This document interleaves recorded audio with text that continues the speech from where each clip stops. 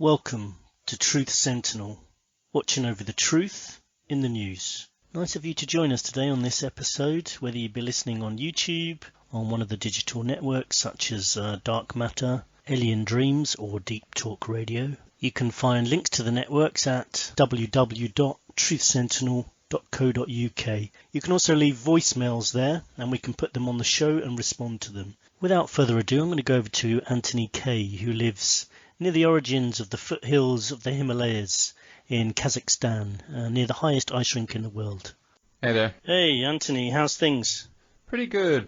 How are you? Not too bad, no complaints. I'm looking forward to today's episode, actually. This is one that I've been researching for quite a while, so I'm very pleased that we're finally doing it. Yeah, I know you have. This is a topic that you brought up some time ago and suggested we do an episode about, and it's a good topic related to forensics. As you know, I interviewed Sarah Chu from the Innocence Project, who's been focusing on the reliability of forensic science, which is part of what we're going to be talking about today. It's about the FBI revelations showing that forensics such as hair analysis, bite marks, fingerprints, DNA analysis and all those things we know are surefire ways to convict someone have all been brought into question, and this along with suspect forensic examiners using dubious science. The Justice Department and the FBI have acknowledged that nearly every examiner in an elite FBI forensic unit gave flawed testimony in almost all the trials in which they offered evidence. Basically, just to cut a long story short, that included 32 defendants who were sentenced to death, 14 who actually have been executed or died in prison. And we know these cases are being reviewed, but anyway, you've been following some of these revelations, so what kind of things have you come across? Well, to start off with, I just want to ask you a little hypothetical. I want you to imagine you are a police detective and you've been called to a murder scene where a woman has been killed. So you investigate everything you can while you're there on the spot. Yeah. But you also need to collect evidence to be analysed later, for the police interview and possibly for a trial. So just tell me, what kinds of evidence do you collect in that situation? Well, I'd have my fingerprint kit with me, my DNA analysis kit to take swabs, and I'd look around for hairs to put into plastic bags like I've seen on TV. You mean those kind of things, yeah? Yeah. And so after that, where does that evidence go? Where do you send it and who deals with it? First it goes into the back of my car, and then I drive it off and take it to the forensics department, I presume. All right, good, yes. So imagine now you have a suspect for the murder, and there's some forensic evidence that he was at the scene. So hairs pulled from the woman's body match some of the hairs on the suspect's head, and his prints are there as well. So how much would you say that strengthens your prosecution case? I'd put him straight into jail. No, I mean, he's. I would say that makes a fairly strong case if he's been shown that he's at the scene. I would say you'd almost say an open and shut case there. Yeah, I would have thought so too, and that's why I asked. I think most of our listeners would probably agree. Fingerprints plus hair analysis is pretty strong evidence. Yeah. But look, the thing is, in the last 10 years or so, something quite huge has been happening in the legal sphere related to this field of forensic science. It turns out that in its current state, forensics as it's used in the courtroom really isn't much of a science at all. and now it's coming to light, and it's on the verge of causing a huge upheaval. And by huge, I mean I'm talking about just vast numbers of cases where convictions have relied heavily on forensic evidence being re-examined and possibly overturned. So, look, let's have a look at this and try and break it down. Basically, you've got two or three separate things happening at the same time. Firstly, when you look at the history of forensics, you find over and over again there's a scientific hypothesis, like let's say the idea that bite marks can be analysed to help identify people. But while the scientists are still investigating the hypothesis, law enforcement kind of swoops in and says, "Oh, thank you very much, we'll have that idea." And they hand over the analysis to people trained by law enforcement, not people trained as scientists.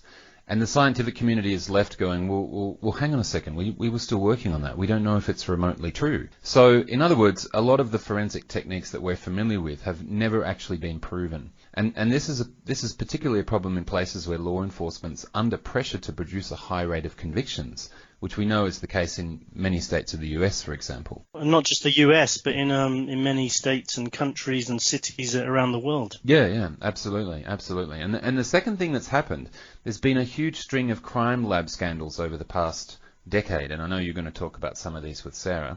One kind involves just kind of very poor practice with a lack of oversight and poor training and so on. And there was an amazing example of this, just to give you a flavour. In the US state of Minnesota in 2011, public defenders there raised concerns about the evidence coming from a crime lab in the city called St. Paul. So independent investigators were sent there, and the report they produced was just remarkable. They found the guy in charge was a police officer, not a scientist, zero scientific training. There were no written operating procedures in this lab. Instruments weren't cleaned between the tests. All employees had unrestricted access to a huge vault full of drugs. None of the work was being checked. Their knowledge of the basic science was woeful. That's a word from the report. And the analysts used Wikipedia as one of their main technical references. And in their lab reports, they wrote things like, "This instrument is clogged with white junk." So it's very technical. Very technical. So these investigators concluded that the people in the lab just had no idea what they were doing, and yet they came into court every day and acted as if they did. Now, that's typical of quite a lot of these lab scandals, but there's also another kind where you get crooked lab technicians deliberately falsifying evidence.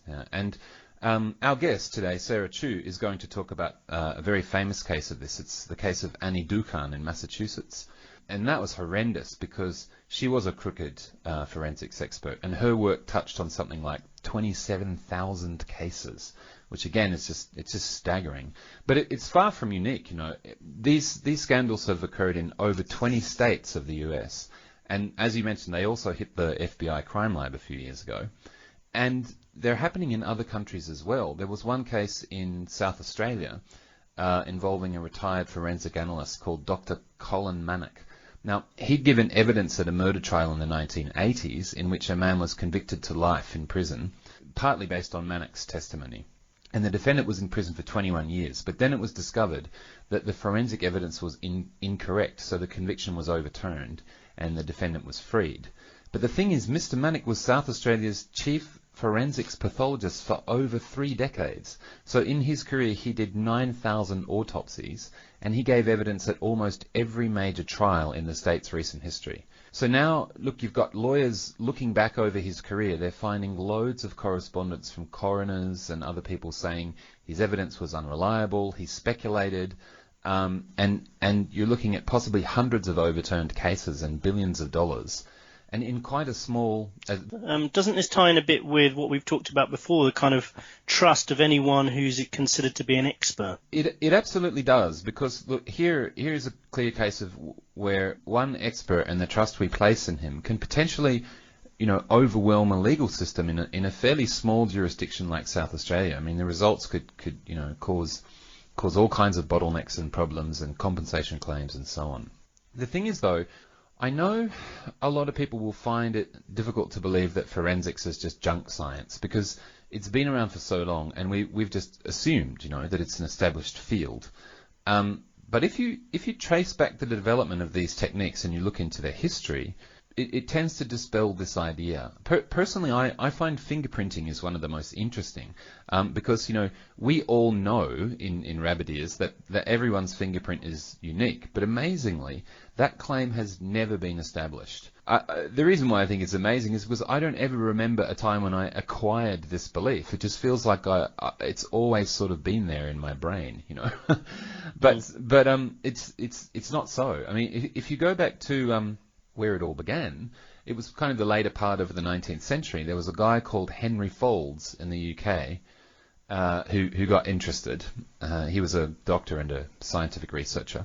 He spent a couple of years researching fingerprints, and he made some tentative conclusions. He never said they were unique, but he did estimate the probability of people having the same prints as being really low, like something like 1 in 64 million. So it so happened that Henry Folds was friends with Charles Darwin. He sent his research to Darwin and said, "Hey, what do you think of this? Should we do some more work on it?" Right?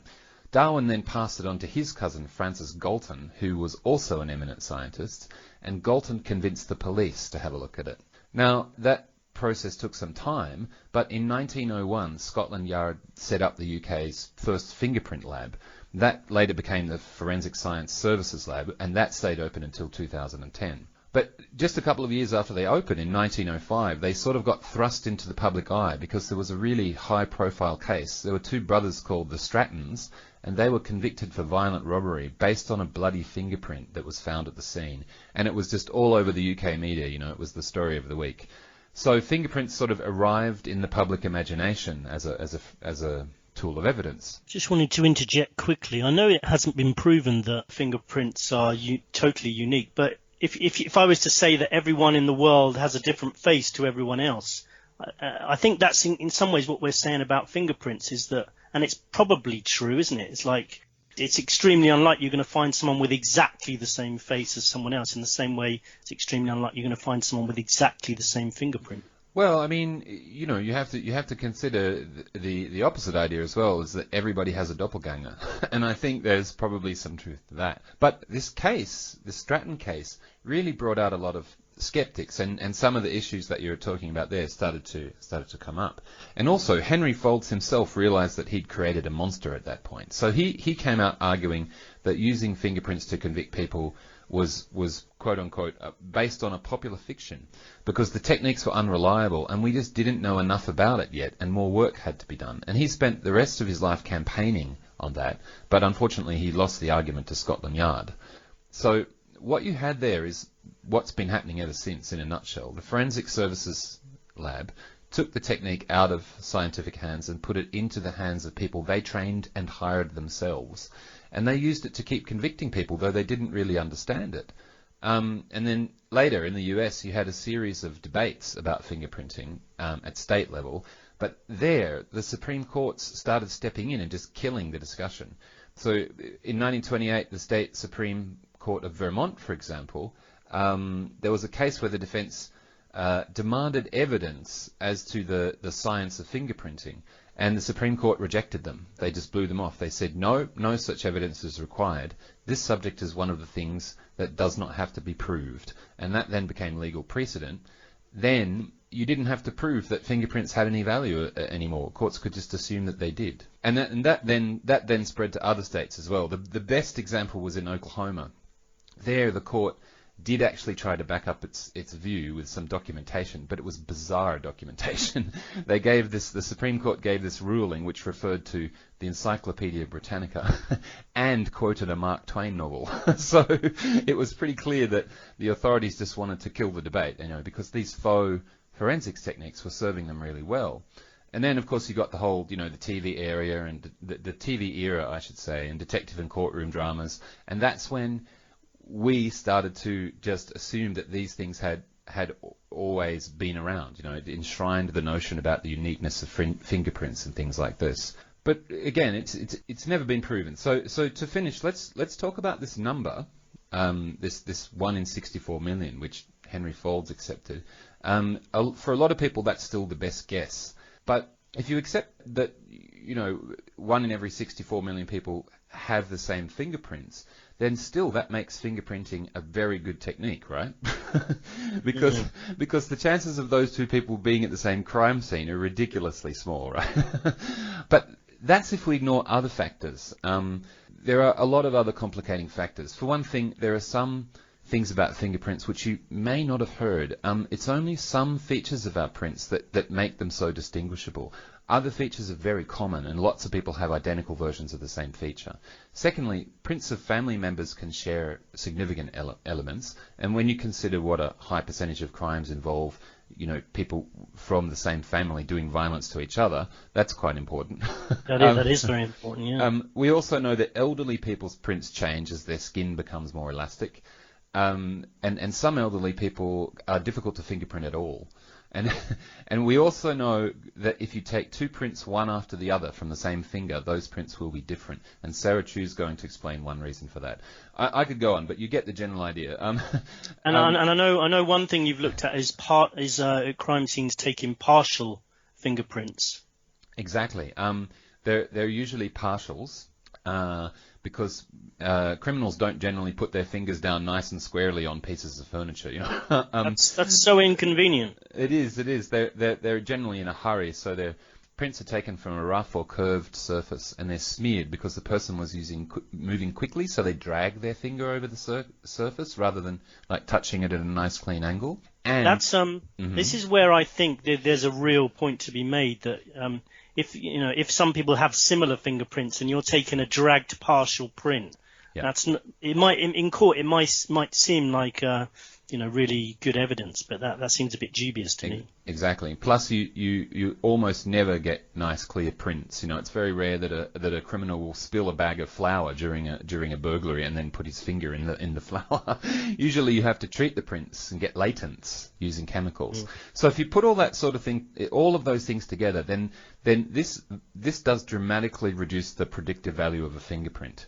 So if you put all of that together, suddenly the predictive value of a print goes way, way down, and that's without considering the possibility that your analysts might be badly trained or even crooked. And that's probably why, just to give you one of thousands of examples, after the Madrid train bombings in 2004, the FBI arrested a lawyer from Oregon named Brandon Mayfield and threw him in prison because his fingerprints were found at the scene of the bombing, except they weren't because the FBI had messed up the analysis and they'd come up with someone who was on another continent when the train was bombed. And this kind of thing happens over and over again. Dead people's fingerprints are found at crime scenes and all kinds of embarrassing stuff. So, look, there you go. That's the history of fingerprinting. And we could do the same for many other forensic techniques, though some of them are actually far less reputable than fingerprinting, like bite mark analysis, for example. In terms of what happens next, I really don't know, and I think Sarah will have some insights about that. A lot of labs have been shut down, particularly in the US, after these scandals. Even the Forensic Science Services Lab in London was shut down, and they privatized the analysis of forensic evidence, which I think is really dangerous in and of itself. But anyway, then you've got organizations like the Innocence Project, and they're trying to work on both sides. On the one side with wrongly convicted defendants, trying to get them out on more reliable DNA evidence, and Sarah will explain why DNA evidence isn't quite as tainted with some of the problems that taint other forensic evidence.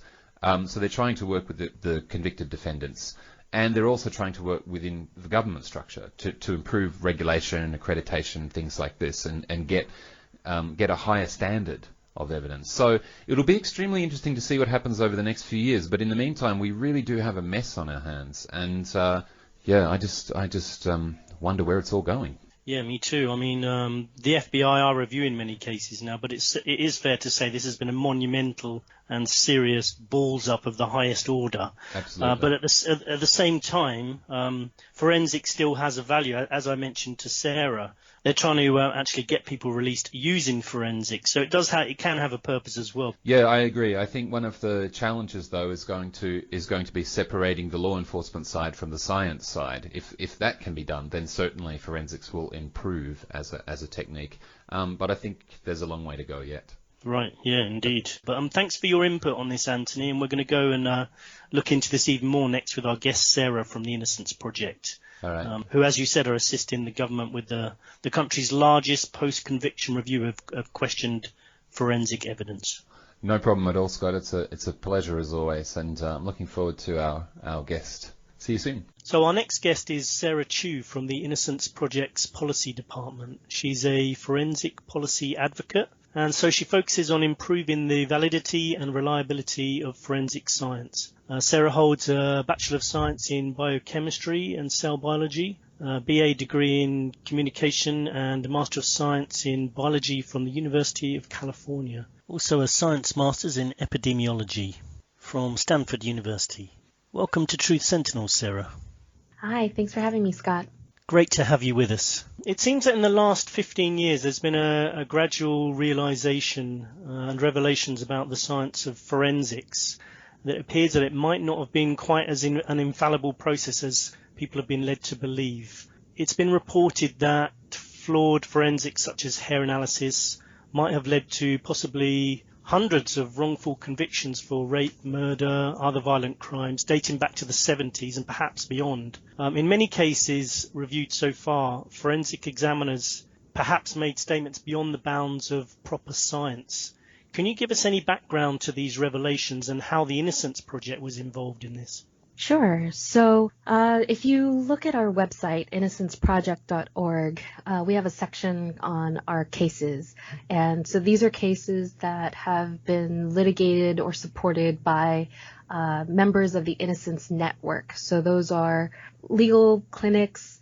Some of them are separate nonprofits like ours that represent individuals pro bono who have claims of innocence. And together, our network and other attorneys and public defenders across the country have successfully, as of yesterday, exonerated 341 people using DNA evidence in the United States. The hair exonerations began back when DNA testing was beginning to be implemented. And so there were some early cases, but the cases that really initiated this FBI hair review were the 3 cases in D.C. That happened in quick succession. So a number of the FBI-related cases in the past, I believe they were FBI, or maybe they were state cases where an FBI analyst testified, but they were, a number of the issues in the past were kind of traced back to an individual FBI examiner.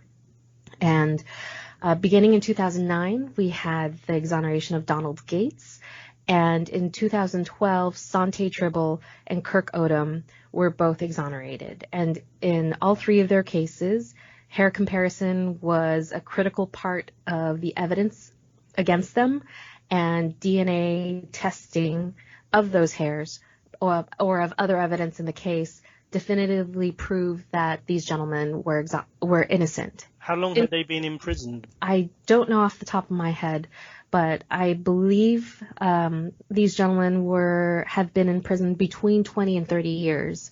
They were incarcerated for a long time. And what was interesting in those cases was that a different FBI examiner was responsible for the testimony in each of their cases. So that pointed to the possibility that this was a systemic issue and not just the result of one rogue analyst who was testifying on his own in his own way. Wow, yeah. I was looking into some of those cases of people who've been locked away for quite a long time, and it's quite surprising that some of them, when they came out, they weren't as bitter. They weren't as bitter as perhaps I might have felt. They seem to handle it, with a lot of grace. Quite amazing to lose that much time of your life due to error. Right. And so many of the exonerees, the Innocence Network has exonerated people both using DNA and also using evidence that was, and through other means, other types of evidence.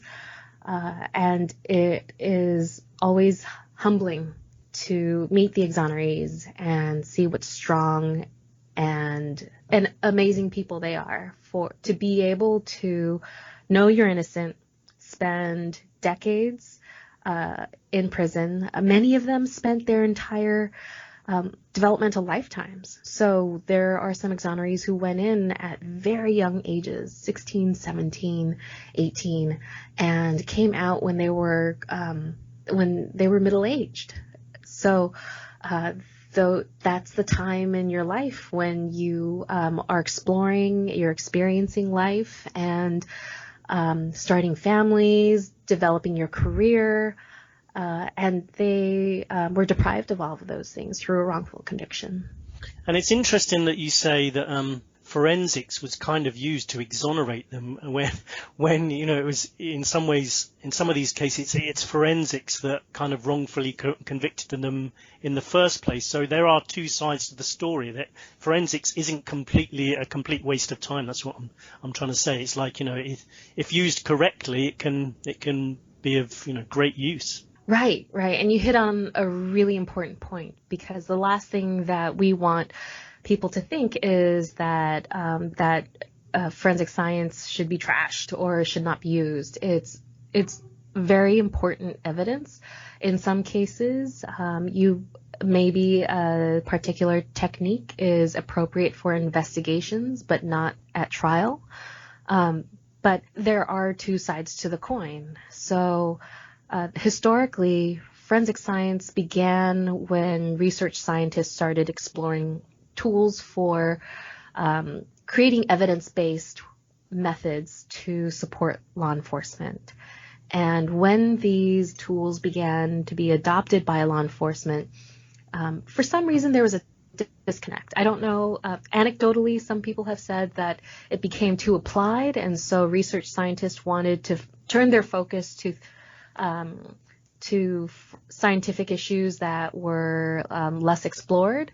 And others have said that it just became kind of embedded as a tool of law enforcement and focused on providing this service, that it evolved just within crime laboratories in a way that separated itself from the research community. So the forensic science tools evolved for many, many decades as tools that focused on winning cases. So as a tool of investigations, as a tool of law enforcement, there were areas that were not well explored. So, for example, error rates. For a very long time, examiners were testifying to zero error rate, and or saying that the method was flawless. But for any kind of testing, a human is involved, and because a human is involved in either the analysis or developing a software that is being used as a tool, that there will always be some fallibility to the system. And so it was only very recently that that research has started focusing on where errors and uncertainties lie in many of the disciplines that are used to identify people that were involved in crimes. Okay, let's talk about some of the limitations of things like the hair analysis. I mean, in doing some research on this, I read that in some cases, two trained analysts couldn't distinguish between human hairs and canine hairs in some cases. And in fact, I think there was one case where a hair was attributed to a human and that actually turned out to be a dog. So it does show that it's really, the science is a bit sketchy, especially with things like hair analysis. And I think teeth mark analysis used to be used to convict people, but now I think that's been shown to be extremely dodgy, right? So on the hair issue, you're describing the case of Sante Tribble. The hairs were in a cap that was worn by the perpetrator, I believe, in that case. And when it was tested for DNA later on, when Sante was seeking his an exoneration, the hairs did indeed turn out, some of the hairs turned out to be canine hairs. And this is part of the kind of the fundamental issue with hair comparison, is that it's not the one-to-one examination that we might think it is, that it sounds like it is. So hair comparison is typically done as a one-to-many type of comparison. So if hair is found at the crime scene, it can be characterized, and the potential known sources. So whether the hypothesis is that this hair belongs to a victim who was transported in a car, or if the hair was found on the victim's clothing and it's postulated to have belonged to the perpetrator of the crime, that samples from the suspect or the suspected source are taken, and many samples are taken. And hairs, if you look at your own hair right now, you have hairs that are different lengths, that might be different colors. When you go gray, you only go gray a few hairs at a time before things accelerate. I'm hoping they're not going to accelerate at the moment. And so you have this ratio of 1 to 100 hairs or 1 to 50 hairs, however many are taken from the putative source. And each one of those hairs could have different characteristics. And so the match that's made by examiners is, I'm looking at these 100 hairs, and in some of these hairs, I see these 5 characteristics. In some of these hairs, I see these 10 characteristics. But I'm using my training and experience to say whether or not this hair found on the crime scene could fit into this diverse group of hairs, or this group of hairs that has a range. So if you think about it that way, that does leave a lot of space for uncertainty. Mm-hmm.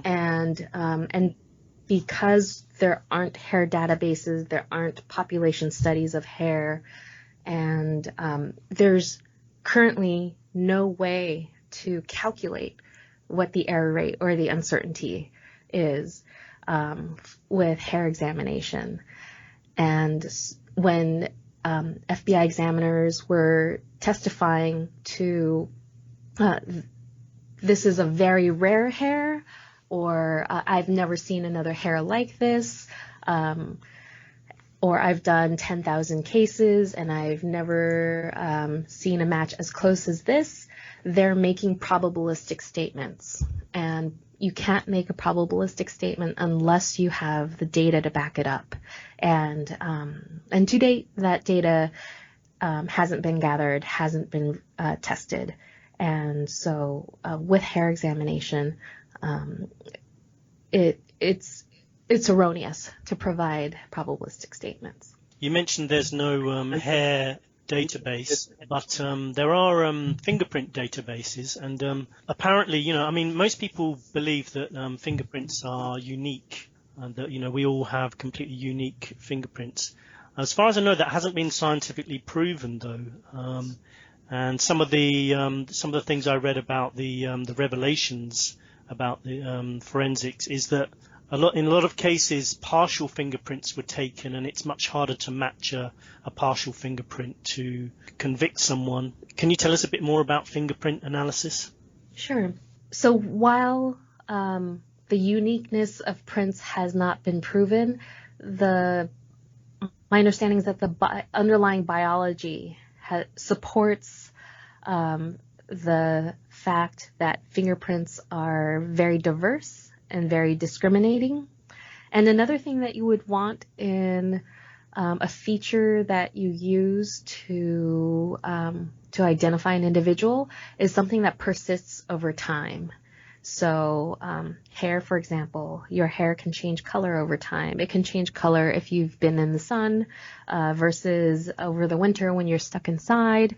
But with fingerprints, it's a very discriminating and persistent feature, which is why forensic scientists began to use it in the first place. And as you said, when you only have a piece of a fingerprint, it reduces the amount of information that you have. And depending on how it's left, because crime scenes are not pristine laboratories, they can be messy. There can be a fingerprint layered on top of another fingerprint.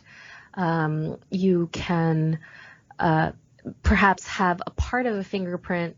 The part of the fingerprint you have may be very common, and so an analyst might be able to draw an association, but not know how common or rare a particular set of features are. To the credit of the fingerprint community, since the publication of the National Academy of Sciences report on forensic science in the United States, they've done a lot to try to address these questions. So this report was the first scientific report to evaluate the state of forensic science. And the committee was composed of forensic scientists, of research scientists, of statisticians, and included one defense attorney and one prosecuting attorney. And together they published a report that had a number of recommendations, which we are trying to realize through our policy work. But primarily it called for there to be a deeper focus on evaluating and implementing and infusing forensic science activities with science, with data. And since the 2009 report, the fingerprint community has participated in research on error rates. There is a group that is currently trying to develop an automated system that would help them evaluate the associations that they're making with latent prints. So there would be an objective kind of second party providing information about how close two prints might be. Latent print examination it's very complicated, and there's a lot of information to tease out. And the ridges on your fingers are three-dimensional. Even though they look flat to us, they're three-dimensional. So when they're impressed on a surface, some of your features might run together, and some of your features may separate apart. And so even with the same finger, your fingerprints could be different. And then add all the uncertainties in a crime scene, you get evidence that can run the range of simplicity and difficulty to evaluate. And so to the credit of the fingerprint community, they are taking on these studies and trying to evaluate the uncertainties that have been raised by the NAS report. Good to hear that progress is being made on that. I also wanted to talk a little bit about, there's other types of forensic like ballistics, shoe prints, blood spatter. And I was looking at the case of Phil Spector some time back for another episode we did. And I was struck by the court case where there was two scientists, one from the defense, one from the prosecution, talking about blood spatter. And they both had different results and different conclusions based on the same evidence. And I thought that was interesting that you can have two scientists or two courtroom scientists having completely different conclusions. Do you think there's bias because of, they're obviously trying to sort of stick with their team and try and get the results their team wants? Can there be bias amongst the courtroom scientists? There's always cognitive bias no matter what. And it's just innate. It's not, and when cognitive bias became a topic in forensic science, I think a lot of forensic scientists thought that people were trying to impugn their character. But there's just so many forces that are involuntary and psychological that produce bias within us, that in most industries you find a way to control it, like through a double-blind randomized control trial, for example. And you try to protect for it in the analyses that are being conducted. And with blood spatter, it's a very subjective discipline. And there are elements of blood spatter analysis that involve fluidics and dynamics of particulates that are very complicated. And I don't think that all of that science and all of those principles have been fully explored yet, and standards haven't been set yet for their application.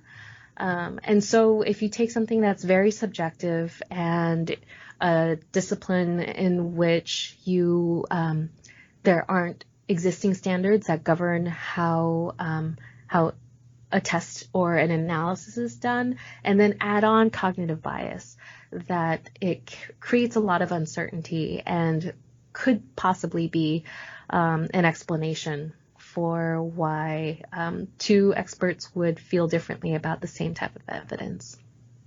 Okay, what about DNA evidence? I mean, many people assume that DNA evidence is infallible. In the cases of the Innocence Project, have you come across any cases where the DNA evidence was used to convict someone but turned out to be inaccurate? There were a small handful of cases where the DNA evidence was the misapplied forensic evidence. And in those cases, I don't recall if there was misconduct involved or if it was a problem with the testing.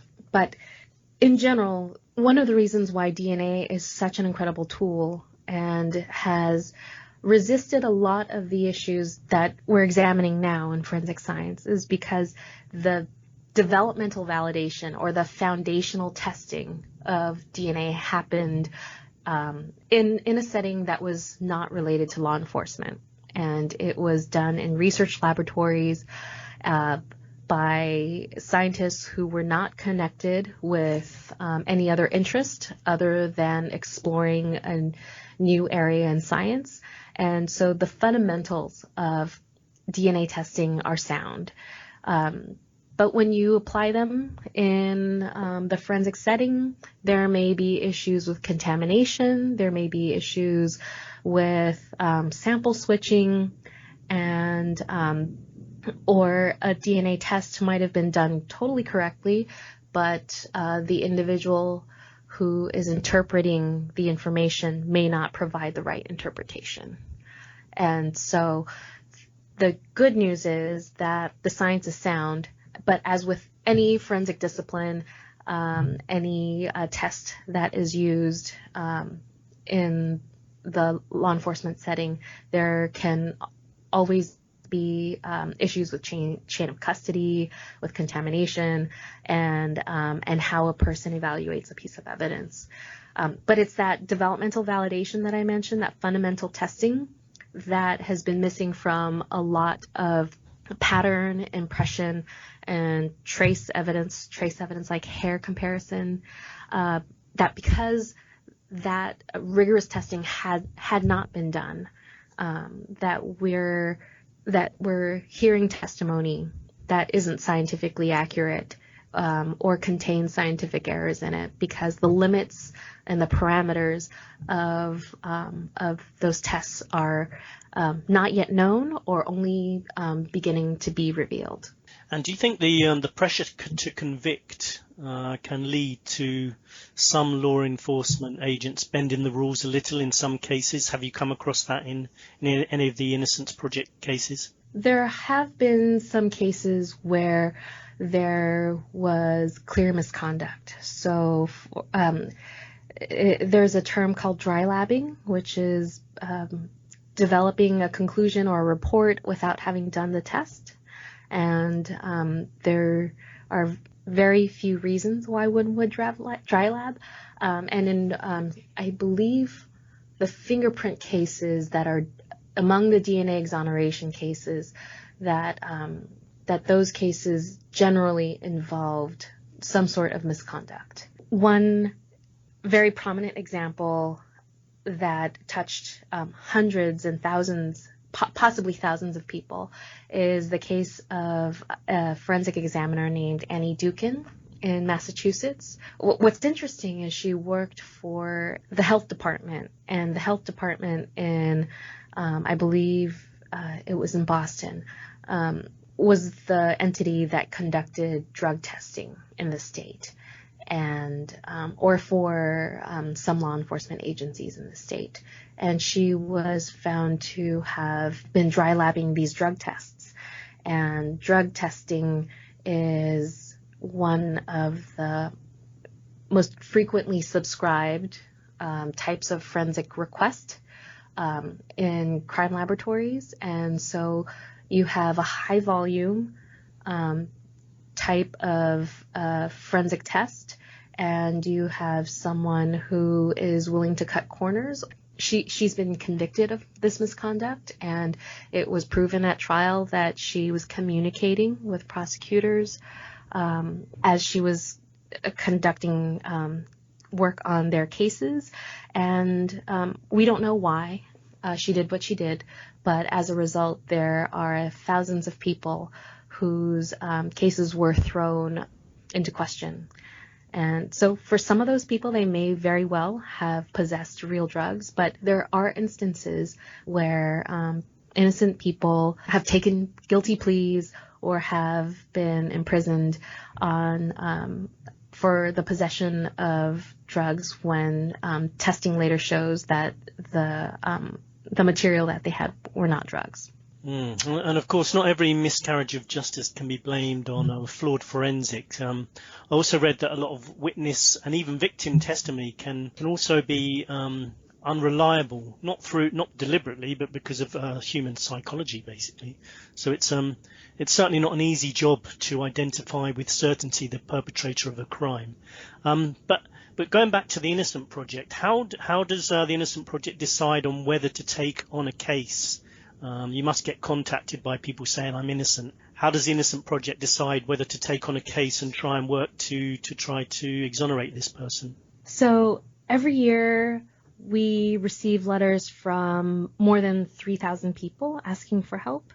And at any given time, we're evaluating between 6,000 and 8,000 potential cases. And something that grounds the evaluation process is our knowledge of the fact that evidence that is typically thought to be compelling in a criminal case can be wrong. So eyewitness identification, for example, is present in 72%, about 70% of the DNA exonerations. People under duress will confess falsely to a crime, even though they didn't commit it. And there has been evidence that informants are used, that people who have been incentivized will provide false testimony to convict someone who turns out to be innocent. And in many of our cases, there are more than one contributing factor to a case. And so we think of all of these things in total. And what guides our evaluation is we look at a case, determine whether or not biological evidence could have existed in the case, and if that evidence is tested, can it support a theory of guilt or innocence? And that's the primary criteria that we use. And the reason we do that is because there have been cases where the defendant looks like they could not have committed the crime, and DNA testing proved otherwise later. And there were also instances where there was an individual who wrote in who, when you look at the case materials, you think, well, there's no way that this person did not commit this crime, but then DNA testing proved otherwise. And so as a way to sift through any of the evidence that could be wrong, any of the contributing factors to wrongful conviction that could be there in a case, before DNA tells us that confirms that that evidence is incorrect, and to protect ourselves from any sort of bias, we use existence of biological evidence and whether or not the testing of that evidence can prove guilt or innocence as our primary criteria. Great, and I know you've been to some meetings recently at the National Commission on Forensic Science. What kind of things do you discuss in those meetings then? The commission includes, I think, about 30-ish full commissioners and 10 ex officio members, and their job is to develop recommendations for the Attorney General on forensic science policy. And how do you strengthen forensic science? How do you deal with the intersection between science and law, which is where a lot of things get difficult and confusing, and how to improve the application of forensic science in the courts. And most recently, the commission passed I think you'd be interested in this, in a professional code of conduct for forensic scientists. The intention is that this code of conduct will go out to all forensic scientists, and that each forensic scientist would sign it every year. And it, very importantly, in addition to other ethical obligations that you might think would be in a professional code of conduct, it importantly includes 2 clauses that were of interest to us. One was that a forensic scientist must, well, actually, I'll just read it. Once a report is issued and the adjudicative process has commenced, communicate fully when requested with the parties through their investigators, attorneys, and experts, except when instructed that a legal privilege, protective order, or law prevents disclosure.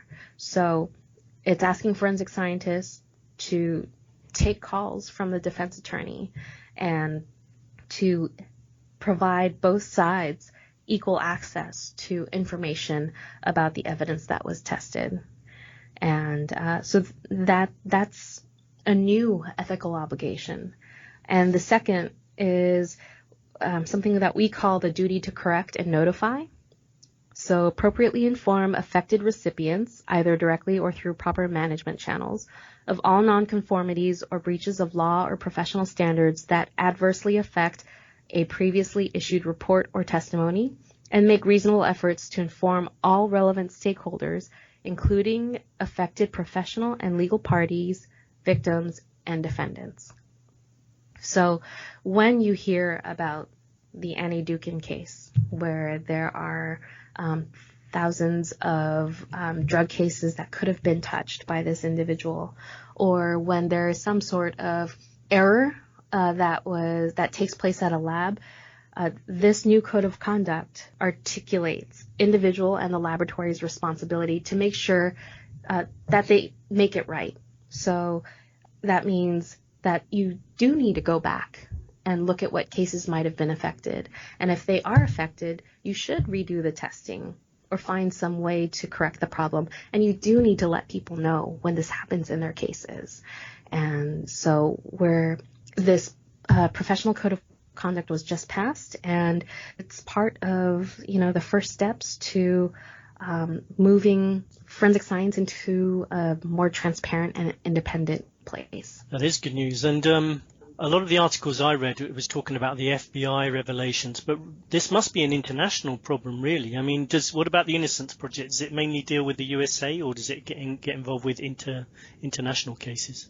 The Innocence Project deals primarily with U.S. cases. There are Innocence Projects in the U.K., and I know there's 1 or 2 in the U.K., 1 in Ireland. There are 16 internationally. And yes, this science is science. And if something is scientifically unknown, then that's something that would impact how the technique is applied worldwide. I am not familiar, because I'm not a lawyer, I'm not familiar with the intricacies and the differences and similarities between the international or the criminal justice systems of the international community, but my understanding is that in some countries you have professional jurors. In some countries, judges will appoint forensic examiners to conduct testing, so there may only be one report and one forensic scientist opining on a piece of evidence. In Europe, the focus has been on accrediting laboratories, so making sure that laboratory operations are sound and that they're uniform or meet a minimal standard.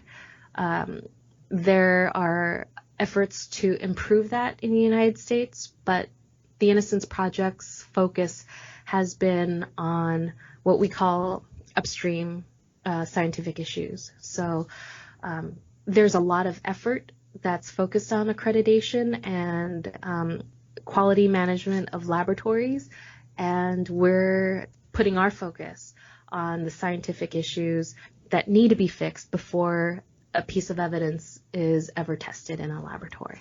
Great, and it's good to hear that the Innocence Project are helping exonerate people. Where can people find further details about the Innocence Project and where they can support you? You can find more information about the Innocence Project at innocenceproject, all one word, .org. And for people who are interested in submitting their case to us, there's information about that on our website, and information about DNA exonerations, more information about the contributors to wrongful conviction, and some of the science that tells us what the fallibilities of certain types of evidence are, and of course you'll see the beautiful photos of our exonerees, who are